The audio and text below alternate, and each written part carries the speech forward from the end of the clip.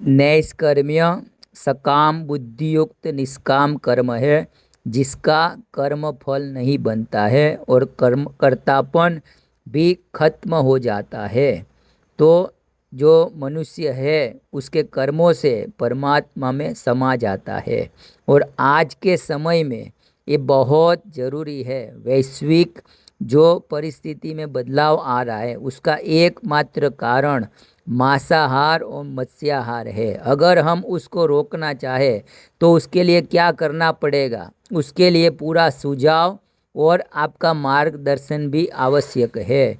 तो इसके लिए पूरा प्रयत्न है और समाज में हम कैसे इसको लागू कर सकते हैं उसका पूरा विवरण इसमें दिया गया है।